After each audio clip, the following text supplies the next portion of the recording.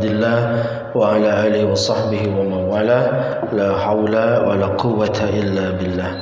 Alhamdulillah Bapak Ibu jamaah hadirin yang dirahmati Allah. Hari ini kita sudah masuk ke tanggal berapa Pak? Rajab 22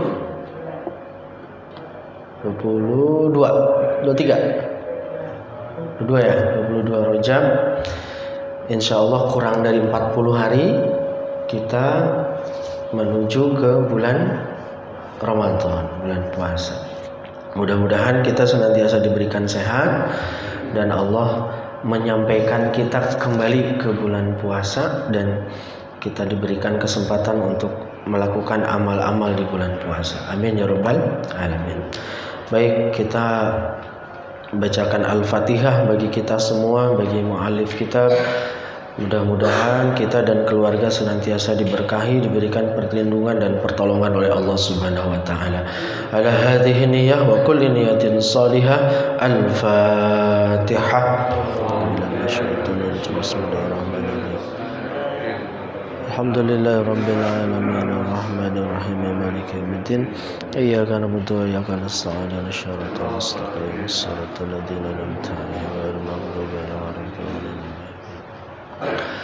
Baik, kita di halaman 17. Minggu-minggu lalu kita berada di ayat qalu ya wailana man ba'atsana min marqadina hadza ma wa'ada ar-rahmanu wa sadaqal mursalun. Di pekan sebelumnya, di bahasan sebelumnya kita membahas tentang qalu ya wailana man ba'atsana min marqadina. Kita semua nanti ketika dibangkitkan dari kubur lagi tidur gitu ya. Kemudian tiba-tiba kita kaget, aduh celaka. Man ba'atsana min marqadina, siapa yang membangkitkan kita dari kubur-kubur kita? Hadza ma wa'adar rahman wa sadaqal mursalun. Bahwa ini sudah dijanjikan oleh Allah Subhanahu wa taala dan sudah diberitakan, sudah diinformasikan gitu oleh para rasul. Kita ke ayat selanjutnya, in kanat illa sayhatan wahidatan fa idzahum jami'un ladaina muhdharun.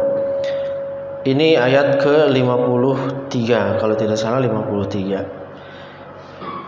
Kalau kita pecah arti maknanya, in jika, kanat keadaannya, illa sayhatan kecuali satu tiupan, wahidatan satu tiupan saja, fa idzahum maka mereka jami'un semuanya ladaina akan menuju kami muhdharun dihadirkan, dikumpulkan. Kelihatan Pak? Ini baris di dalam kotak, yang di dalam kotak itu 3 baris terakhir. Ayatnya yang di dalam kurung, supaya nggak lari pakai kurung kan. Ayatnya yang di dalam kurung, nanti penjelasannya yang setelah itu. Ada ketemu Pak? Ada ya? In kanat illa sayhatan wahidatan fa idzahum jami'un ladaina muhdharun. Kalau terjemahnya bebas begini. Tidaklah ada kecuali tiupan itu satu tiupan. Kemarin kita bahas tiupannya ada 3 Pak. Tiupan pertama itu kehancuran, tiupan kedua itu kematian, nah tiupan ketiga kebangkitan. Jadi semua alam semesta akan hancur, semua akan mati, tidak akan yang tersisa kecuali Allah. 40 tahun alam semesta ini tidak ada penghuni, semua hancur, semua mati. Karena dalilnya Quran, kullu nafsin dha'iqatul maut, atau kullu syai'in halikun illa wajhah. Semua perkara itu hancur kecuali Allah saja. Bahkan malaikat pencabut nyawa aja mati, gitu kan? Malaikat pencabut nyawa saja mati, apalagi kita. Ya sudah, kita ini nggak ada apa-apanya. Penjelasannya, ai maka khurujuhum minal qubur illa bisayhatin wahidatin min Israfil li'anna al-makhluqina yamutuna bisayhatin wa yakhrujuna min kuburihim bisayhatin wa yajma'una kulluhum indana lil hisab.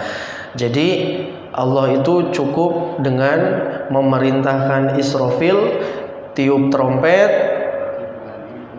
Tapi nggak tahu ini bunyinya kayak yang di Sipur apa enggak nih? Gitu ya sama.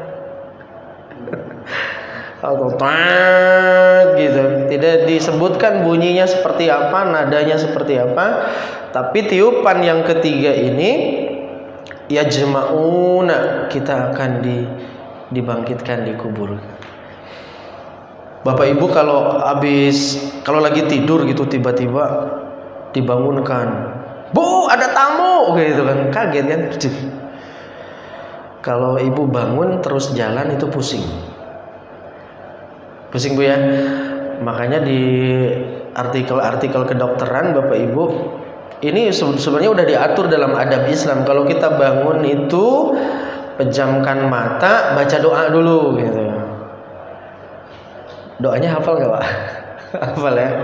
Alhamdulillahilladzi ahyana ba'dama amatana wa ilaihin nusyur. Kemudian duduk dulu. Jadi nggak bangun langsung berdiri. Kalau bangun langsung berdiri pusing gitu Pak. Karena si syarafnya itu belum merespon terhadap situasi luar. Jadi duduk dulu. Ya 1 menit lah baru jalan gitu. Nah, bayangkan kita di sini disebutkan ladaina muhdharun, kata ulama tafsir, seakan-akan kita dibangkitkan di dalam kubur, kuburan kita pecah, terus kita terbelalak, kaget, terus diopiak-opiak gitu, apa biar diopiak-opiak gitu. Diteriakin suruh kumpul. Enggak ada istirahat dulu. Langsung kumpul. Kuburan kita terpecah, terbuka. Kemarin disebutkan kuburan yang pertama terpecah itu kuburan Nabi, kemudian Abu Bakar, kemudian Umar, kemudian sahabat yang lain, kemudian Nabi dan Rasul. Semua pecah, kita keluar dari dalam kubur. Di mana dikumpulkannya? Wa yajma'una kulluhum indana lil hisab. Kita akan dikumpulkan semua untuk dihisab. Adakah yang tertinggal? Nggak ada Pak. Tidak ada. Dari manusia pertama Nabi Adam sampai nanti manusia terakhir kita tidak tahu. Semuanya akan dikumpulkan. Tidak ada yang kelewat. Malaikat Raqib Atid sudah dapat absensinya gitu kan. Kalau saya di sekolah itu daftar hadirnya udah ada nih. Bapak Haji Subianto bin Haji Temu, itu nomor absennya berapa nih? Ada nih, gitu. Alamatnya Jalan Perintis. Nggak tahu di sana pakai scan barcode apa enggak gitu. Pokoknya ada itu, nggak ada kelewat. Pak Haji Marzuki, ada daftarnya, nggak ada. Kita nggak ada kong kali kong sama malaikat, sogok dulu korupsi, mau kemana dulu gitu, nggak bisa gitu. Semuanya dikumpulkan. Jadi ini kalimatnya juga beda Pak. Ladaina muhdharun, ladaina itu seakan-akan dipaksa, pokoknya mau nggak mau, suka tidak suka, siap tidak siap, kuburan hancur, kumpul. Kumpulnya di mana? Di padang mahsyar. Jadi Bapak Ibu hadirin yang dirahmati Allah, ini cuma bisa kita sikapi dengan keimanan.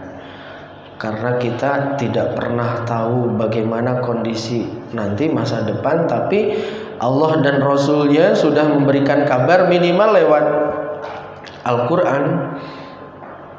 Lewat Al-Quran kita sudah diberikan kabar bahwa nanti kita mati, kemudian kuburan kita hancur, kita akan dikumpulkan.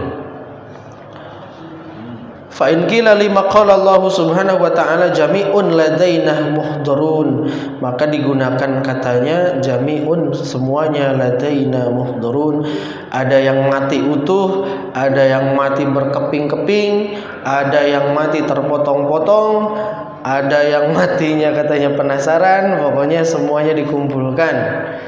Tidak ada yang tersisa, dipaksa oleh Allah. Walaysa lil kufar. Selanjutnya Pak, halaman selanjutnya 18 di kotak paling atas.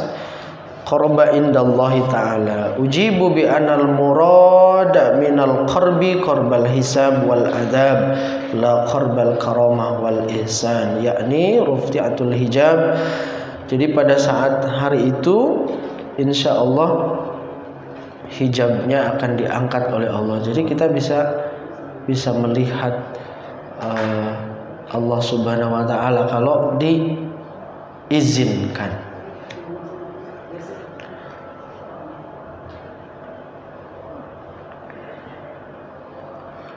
Wa yas'alu ibadahu bi 'azamatihi wa kibriyaihi an jami'i ma fa'alu fid dunya minal khair wasyarri. Jadi semua makhluk pada hari itu akan diberikan kasyaf, akan diberikan kemampuan untuk melihat anjami ima fa'alu mi fid dunya minal khair wasyarri. Semua amal kita yang baik, yang buruk akan diperlihatkan oleh Allah. Kalau di dunia mungkin kita berbuat sesuatu, wah nggak ada yang lihat, gitu. Nggak ada yang lihat nih. Kita berbuat curang, kita berbuat dosa, kita berbuat maksiat, mungkin kita mengira nggak ada yang lihat. Tapi nanti di yaumil qiyamah semua amalan kita akan diperlihatkan.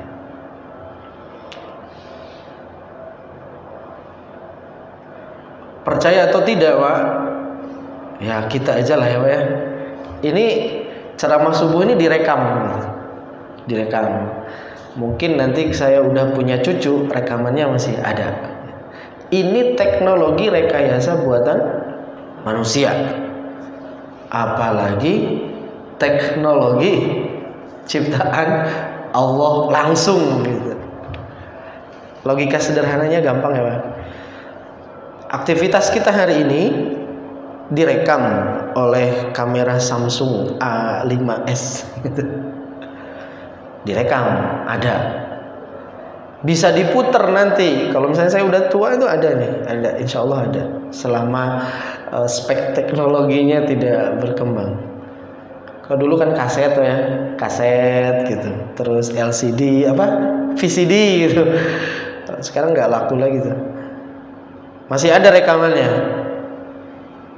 10, 20, 30 tahun.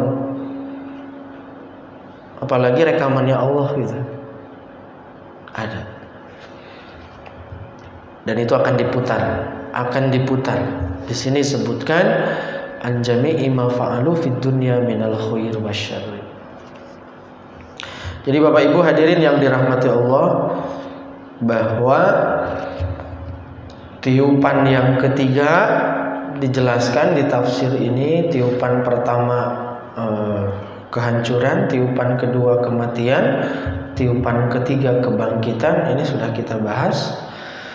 Kita akan digiring oleh Allah menuju padang mahsyar.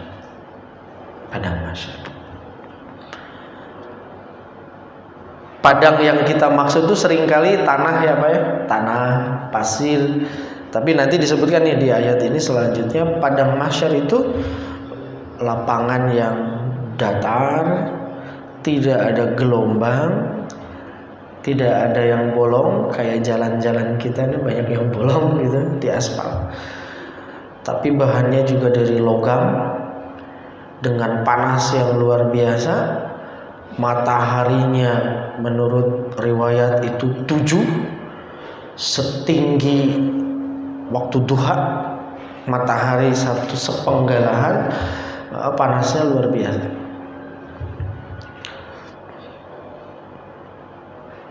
Kalau Pak Rusman zuhur nanti misalnya panas gitu, dari rumah nggak pakai sendal, coba ya, nggak pakai sendal, langsung nempel ke aspal gitu, berani nggak?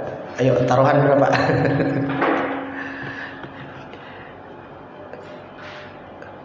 Atau Pak RT dari rumah, Pak RT nggak pakai sendal siang-siang gitu, lepuh kayaknya, lepuh itu, langsung pakai minyak minyak kelapa, panas banget. Nah, kemudian apa yang terjadi di ayat selanjutnya, kita mulai nih ceritanya. Fal yauma, baris ketiga di dalam kurung, fal yauma, maka pada hari itu, la tuzlamu, tidak akan dianiaya, tidak akan dizalimi, tidak akan disiksa, nafsun, satu jiwa, syai'an, kepada sebuah perkara, satu hal, wala tujzauna, dan tidaklah mereka akan diberikan balasan, illa, kecuali, ma, apa-apa, kuntum, yang mereka ta'maluna, kerjakan ketika di dunia.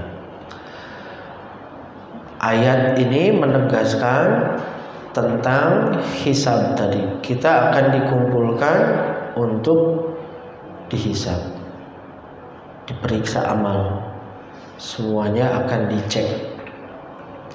Ada yang beruntung, yang amal baiknya semua lolos karena niatnya baik, ikhlas karena Allah, caranya dilakukan dengan benar karena pakai ilmu, ibadahnya dengan ilmu.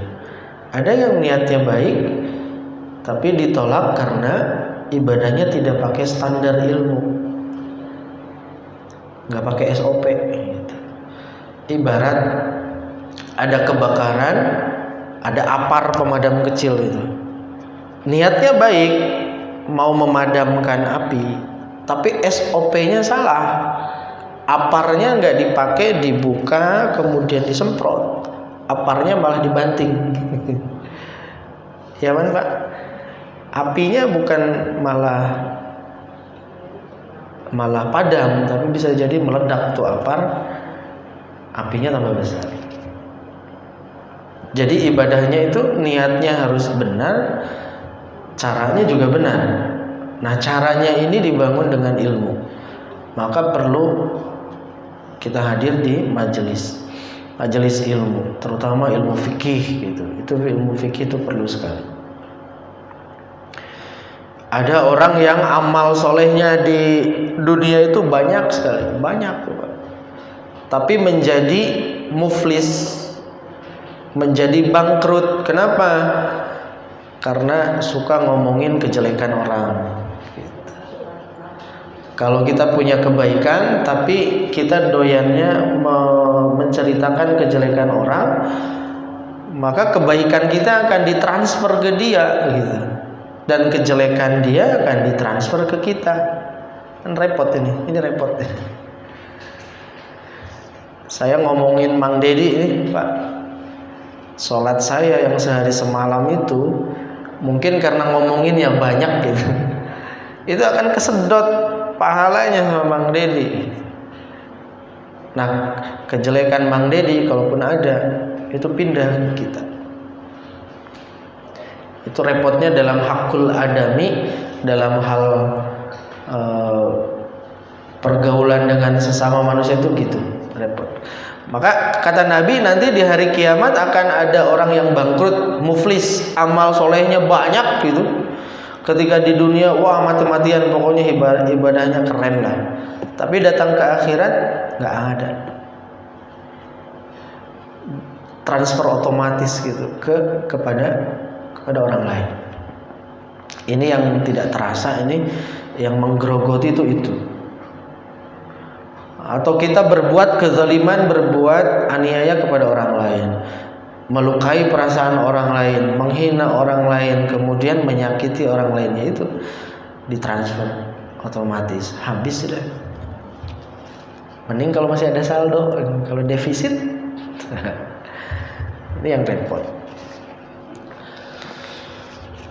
Nah, jadi pada hari itu kita tidak akan dizolimi oleh Allah, karena Allah itu tidak zolim. Satu orang kepada orang lain, dan orang itu tidak akan diberikan balasan kecuali apa yang sudah dilakukan. Li'anna Allah Ta'ala khalaqa bani Adam wa a'tahumul aql wal fahm wa bayyana lahum tariqal khair wasyarr wa bayyana lahum jazaa' a'malul khair wasyarr. Jadi orang di akhirat itu sudah nggak bisa lagi membantah gitu, tidak lagi bisa berargumentasi. Kenapa? Karena kita diberikan oleh Allah ada akal, ada kefahaman, ada penjelasan mana jalan yang baik, thoriqal khair wasyarr, jalan baik, jalan buruk sudah jelas, yang halal mana, yang haram mana, wa bayyana lahum jazaa'u a'malal khair wasyarr, dan udah dijelasin gitu. Sudah dijelaskan pahala balasan atas amal baik, amal buruk. Kalau bapak ibu bersedekah di pagi hari ada pahalanya. Tapi kalau bapak ibu meninggalkan sholat ada siksanya. Udah dijelaskan tuh. Kalau bapak ibu puasa sunnah ada pahalanya. Tapi kalau bapak ibu kemudian berbohong ada balasannya. Jadi sudah dijelaskan. Makanya di akhirat nanti tidak bisa berargumen. Ya sudah terima bongkoan aja. Ya atas nama Nurjaman bin Sulaiman amalnya seperti itu. Ya sudah. Paling bertanya, ini kenapa amal saya kok jadi sedikit? Kamu ngomongin orang dulu gitu. Kamu punya utang gak dibayar gitu. Kamu menyakiti hati tetangga gitu. Kamu ketika ibadah niatnya bukan karena Allah, habis semua Pak amal kita itu. Habis semua. Terus berapa saldonya nih gitu. Kagak ada saldo, defisit, minus. Waduh repot. Kita udah kayak paling iya aja gitu, ibadah kita ini banyak, amal kita banyak, begitu ke hadapan Allah, waduh, kredit ternyata nih, minus gitu. Nah, maka Bapak Ibu, kata Sayyidina Umar radhiyallahu taala anhu, hasibu qabla an tuhasabu. Hasibu, hisablah diri kalian gitu. Kita hitung-hitung amal qabla an tuhasabu, sebelum amal kita dihitung oleh Allah Subhanahu wa taala. Nah, terakhir sebelum kita bahas ini minggu depan saja karena penjelasannya panjang ini. Awwalu ma yuhasabu bihil abdu yaumal qiyamah as-shalah. Amal pertama yang akan dicek, diperiksa oleh Allah pada hari kiamat adalah salat. Idza saluhat, kalau baik salat itu, saluha sairu amali, maka baik seluruh amal. Idza fasadat, kalau rusak, kalau hancur salatnya, fasada sairu amali, maka rusak seluruh amalnya. Nah, ini kebetulan Rajab ini kan kita dekat sekali dengan peringatan Isra Mi'raj tentang sholat ya Pak ya. Mengingatkan saya dan semuanya Bapak Ibu, ayo perhatikan sholat. Jangan menganggap kalau kita ini udah selesai soal sholat. Belum. Selesai belajarnya belum. Ilmu fikihnya masih banyak, ilmu yang melengkapi fikihnya juga masih banyak gitu. Kalau kita ngukur khusyuknya sholat, wah jauh gitu, jauh. Allahu Akbar, ingat minimal sampai Fatihah itu ingat. Tapi biasanya habis Fatihah blas. Kalau ibu-ibu kan ingatnya cucian, setrikaan, sayuran, ya apalah pekerjaan gitu. Bapak-bapak, Pak Haji, atap genteng bocor gitu kan. Apa yang rusak, listrik rusak, setrikaan rusak, mesin cuci rusak, tagihan gitu. Keingat. Nah, sementara kata Nabi, illa ma aqalla minha, pahala sholat seseorang itu kecuali apa yang dia ingat saja. Kalau Pak Haji Supi ingatnya Allahu Akbar saja pas takbiratul ihram, terus assalamualaikum warahmatullah, ya pahalanya itu aja. Lah, udah salam lagi ya. Nah, ini perlu dipelihara sholat itu dengan ilmu. Makanya tidak akan pernah selesai gitu sholat ini, nggak pernah selesai. Jadi kita menjaga sholat, karena sholat ini akan pertama kali dihisab. Dan sholat ini harus diseriusi, tidak hanya kita tapi juga keluarga. Doanya Nabi Ibrahim masih hafal Pak ya? Surat Ibrahim ayat 40, Rabbi ja'alni muqimas shalah wa min dzurriyyati Rabbana wa taqabbal doa. Karena doa itu akan sampai kalau anak kita sholat. Kitanya sholat, anak kita sholat. Di Yasin sebelumnya kan disebutkan kalau kita sholat tapi orang tua kita dulu semasa hidup tidak sholat, mungkin masih sampai gitu. Karena yang berdoa sholat. Yang paling celaka kita sholat, generasi setelah kita tidak sholat. Itu username passwordnya itu gitu. Kalau nggak sholat ya iri ya, username passwordnya incorrect gitu. Nggak bisa masuk gitu. Jadi doanya nggak sampai, doanya sampai. Itu menurut pendapat dari jumhur ulama. Jadi yang bisa bikin doanya itu sampai karena yang baca doa itu sholat. Anak-anak kita sholat. Maka kitanya sholat, anak cucu kita mudah-mudahan menjadi ahli sholat. Itu aja pokoknya yang diprioritaskan.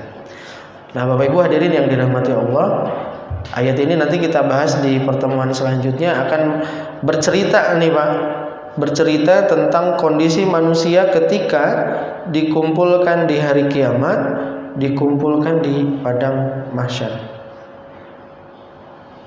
Ada di sini disebutkan wa ba'duhum yamshuna ala wujuhihim, ada yang berjalan dengan wajahnya, wa ba'duhum yamshuna ala aidihim, ada yang berjalan dengan dengan tangannya gitu. Kemudian fa ba'duhum yakununa fil araq ila rukbatayhi, ada orang yang punten ininya sampai ke lututnya gitu. Ada orang yang lidahnya dipotong-potong sendiri. Oh ya, itu tontonan, bukan tontonan ya, kejadian di hari kiamat di padang mahsyar. Nanti kita akan bahas ini di pertemuan selanjutnya. Bahas ayat fal yauma la tuzlamu nafsun syai'an wa la tujzauna illa ma kuntum ta'malun. Itu saja yang bisa disampaikan pagi hari ini. Mudah-mudahan menjadi manfaat bagi kita semua. Dan mudah-mudahan Allah menjadikan kita dan keluarga sebagai keluarga ahli sholat. Amin ya rabbal alamin. Ala hadhihi wa kulli niyatin shalihah. Al-Fatihah. Syaitan rajim. Bismillahirrahmanirrahim. Alhamdulillahirabbil alamin. Iyyaka na'budu wa iyyaka nasta'in. Shiratal mustaqim. Shiratal ladzina an'amta 'alaihim. Amin ya rabbal alamin. Bismillahirrahmanirrahim. Alhamdulillahi rabbil alamin. Allahumma salli wa sallim wa barik ala sayyidina Muhammadin qad daqat hilatina adrikna ya Rasulullah. Allahumma ighfir lana wa liwalidina warhamhum kama rabbawna shighara wa li jami'il mu'minin wal mu'minat wal muslimin wal muslimat.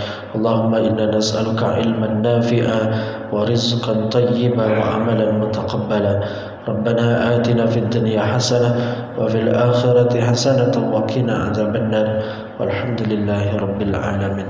هدانا الله وإياكم أجمعين. السلام عليكم ورحمة الله وبركاته.